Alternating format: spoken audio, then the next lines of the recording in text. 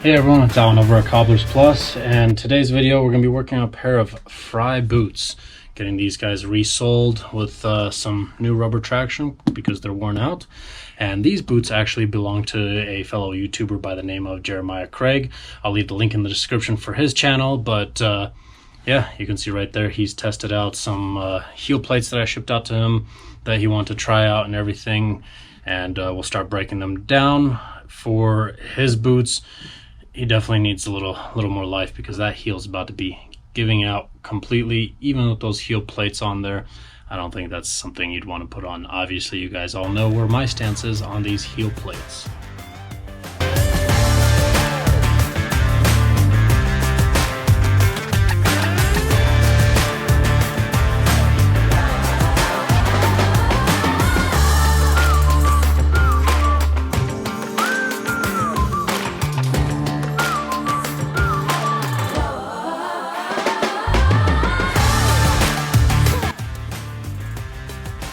So again, everyone, thank you for joining us, and we're just gonna dive into it by breaking these down.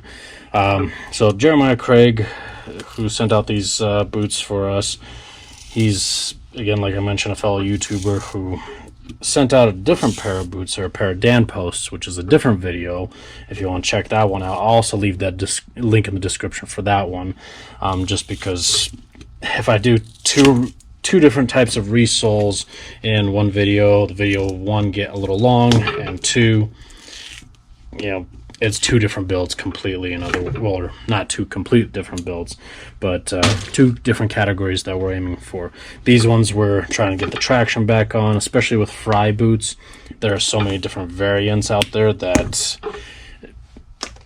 you can't cover them all, but I want to make sure we check out what's going on underneath these boots in particular, where the other ones that we're working on for him, they're a pair of Dan posts, and those actually had a squeak in them. So if you want to find out about squeaky boots or shoes, that's definitely a video for you to check out, because we'll be covering that issue and getting that squeak situated. So for now, let's go ahead and break these down.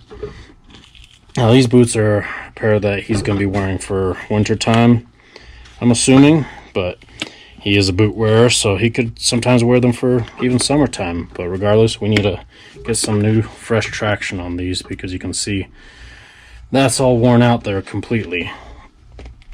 So that heel base does not want to come off that easily. It is also peeling up, and look at that. So this is something that's very hard to tell sometimes with what's going to happen when we're pulling off the heel base, because we're just pulling it off. And you can see all those nail heads sticking out. That's not a good thing, unfortunately, but it happens very frequently, actually. The nails grip into the leather heel bases, which these do have a leather heel base, and they've gripped into that leather heel base so much. However, the sole, the rubber sole on here, is so soft that the nail heads had nothing to hold on to, and they just ripped right through.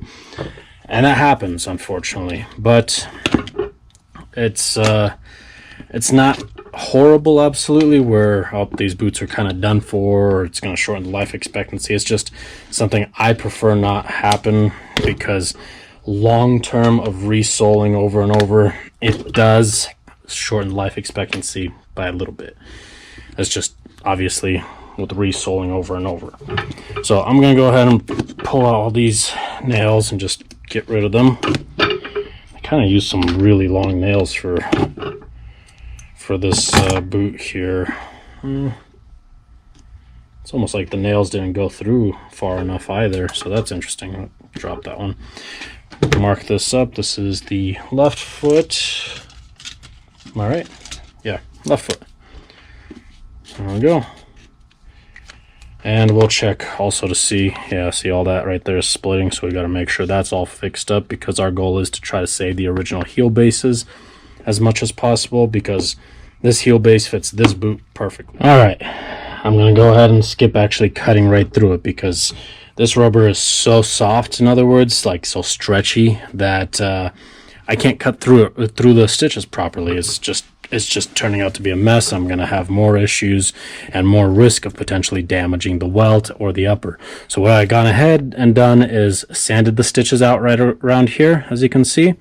Sanded that all up. These are 360 welts, so I did go across the back here as well. And now try to pull off the sole, and I say try just because it is a very stretchy rubber, so there's a huge probability of it ripping. Thankfully, it seems to be coming off smoothly, and you guys will see why in just a second. This is why. It's hollow. See all those ribbing, all that ribbing there? That's to make the sole hollowed out. That means less surface area for the adhesives to stick to the boot itself. So it makes it easier for me to pull off. However, in some instances, especially with people that have a tendency to really wear out their boots and shoes, unlike Jeremiah here, he didn't quite wear them down to that point, but some people do, and then they end up having just a massive hole in there and don't realize it, and they start collecting dirt and rocks and who knows what else basically inside of their boot because of that hollowed out spot, and then on top of that the hole.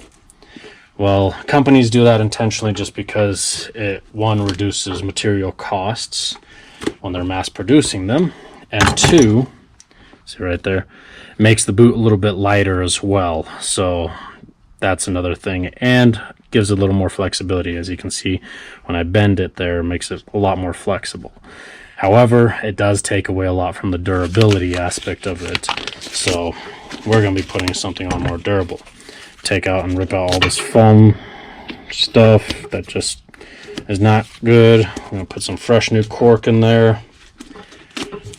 Okay, double check that shank. There we go. Shank is intact. That is a tiny little shank. The shank is not intact. It is snapped. Look at this. See that crack right there? That is definitely a crack. I have to replace that shank. See?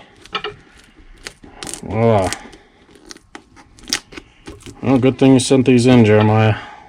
Definitely need some new shanks in there. See, came out in two pieces. It's not supposed to come out in two pieces. It's supposed to come out in one piece, for those of you who don't know. But it's a tiny shank. It's coming out in two pieces.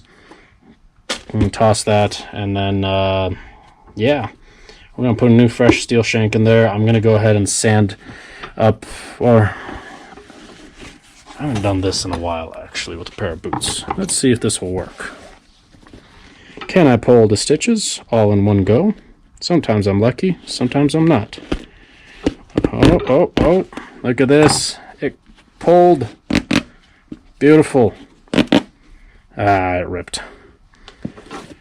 But a lot of times when we cut through the stitches right away, it cuts this top stitch, actually. And there's a win-lose to it. In other words, sometimes when you cut through the stitches, again, you have to deal with pulling all the individual stitches, but doesn't always work out as well as we'd hope for. So in this case, we had to sand the sole, and now gotta pull those stitches. So I'm gonna go ahead and pull up the stitches, match up a good sturdy shank for these. Throw all the thread on the floor, because this is, after all, a cobbler shop, and we tend to do that, and then try to sweep up at least once or twice a week, or more than that if possible, depending how it goes. And yeah, so let's keep going with these. I gotta break down the other boot as well. So we'll see you back in a little bit after I got all this taken care of. Oof. A little bit of dust on the end of that one. Alright, we'll see you back in a few. Alright everyone, so I've got the shank area kind of curing right now. These are the types of shanks I got right here. So they're nice and hefty, not like those little ones. So this is the other one that was in there before. So definitely a little bit better for sure. Because these are a little thin, especially for a boot that's supposed to be nice and hefty. The ones I'm putting in there curing right now, I had glue on them, but that's exactly what they look like right there. So at the moment though, while that's kind of drying, I noticed that the stitching here for the welt is wanting to come undone. You can see all this frayed up right there and stuff. So I'm going to have to kind of fix up some of that, because we don't want that welt to come apart. Now, it's not completely coming apart yet, but as soon as I pull out some of these stitches, it's going to want to come undone. So you can see right there, there's some stitches I'm pulling out. And it's just a little spot, so typically it's not as big of an issue, just because you know, the glue and the sole are going to hold it together nicely. However, long term it's going to become a little more problematic, and it's only like 3 stitches basically. So let me, got a little interrupted there, but go ahead and clip off some of this. I need some new little scissors soon. These are getting dull. There's some of those cheap ones where we get them in a pack and stuff, and they wear out. There's literally no point in trying to sharpen them because the type of metal is not all that great. But let's see, try to figure out where the stitch is. So we're right here. I'm also dealing with the glue drying here, so bunch of interruptions as soon as I show up. It's been kind of one of those weeks, in other words, for me. It always is, honestly. But so what I'm using here is called a jerk needle. It's got a bit of a hook at the end of it, so I'm gonna feed this through, and this is where it's very important that we try to aim for the original holes for sure, because we don't want to create any new ones. Grab some wax thread. I always like sticking to a darker thread, either black or brown, just because it blends in a lot better. I have no idea why factories still want to go ahead and use the white colored thread like they did here. I mean, this is technically like a dirty white or a gray, but I mean, why not just use something that blends in a little bit nicer? You don't want that showing through. But you can see right there, there's that hook. Possibly. I'll get it in a little bit closer for you to take a look at. But I grab that stitch, pull it through partially, and voila. Now imagine having to do this all the way around the whole boot when we're replacing the welt. That's kind of common, but let me see how I have to tap the camera. But see that jerk needle? Is that a little hook there? I don't know if the focus is all that great, but these things are dangerous because, as you can see, when I'm feeding it through, sometimes my hand ends up over here like that, and when I'm actually stitching a new welt on there, and if it's a really problematic boot plus a new welt, you have to apply a lot of force to create a new hole through the welt itself, and also trying to get through, say, really grippy or thick material. And it can become very dangerous, actually, because I've seen a number of cobblers where this thing slips and it punctures through a finger somewhere, and because it's a hook, once it goes in, it's not coming back out the same way. You actually have to push it all the way through, clip the end, and then pull it out. I know it sounds terrifying, but I've seen it a number of times. I've seen cobblers that ended up having to go to the ER. Thankfully, I've never come across that bad of an issue. I mean, I have stabbed myself a number of times with it, but it wasn't to that extent. And it's almost I almost want to say that it's a joke, but it's at the same time kind of true. But calling this thing a jerk needle, if you stab yourself with it, your first reaction is to jerk, and so you don't want to do that. That hook grabs onto tendons and muscle, and it's not a pretty sight, in other words. And you can see this gemming also is very loose here, so I'm going to have to make sure to glue that down. Majority of the time the gemming is just glued down. Sometimes factories will go through some areas and stitch it up, and they did in some areas. They did stitch that gemming down to the footbed, but not all of it, and so gotta make sure that's glued down. Looks like I'm at the last stitch here, and then the last stitch, just pull it on through like that. Feed this end of the thread inside so that I can tie it off into a nice knot. That way it's nice and durable. So now Jeremiah won't have too many issues with these splitting on him, because I have seen some cobblers where they actually just fill it in with a bunch of super glue, and it'll do the trick, but as soon as that super glue gives out, because it hardens, it turns out to be a mess, and especially if it leaks out all over the place. There we go. Clean that up just a little bit there. All right. Now that's not going to come apart. Just got to throw a little bit of glue underneath this gemming here to make sure that's held in place. I'll have more glue go all the way around because I still have to fill it in with the cork, but I want to get at least that partially taken care of beforehand. There we go. All right, so I'm going to let that sit and cure for a little while, get those shanks put in there, fill in the cork, and continue on. So we'll see you back in a little bit.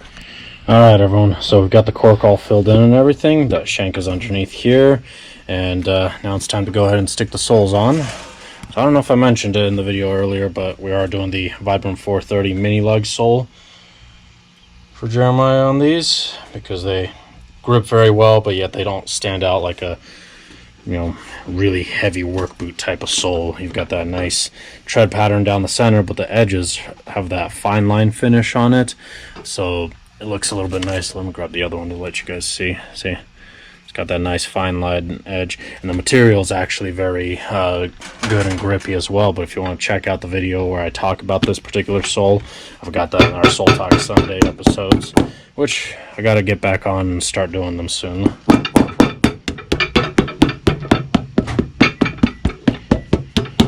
Just been so backed up lately with so many different things. All right, but now this is going to go ahead and go on the press for a little bit. We're going to press out the welts and then let it cure, and then finally I can cut it and start trimming and continue on with the stitching. So we'll see you back.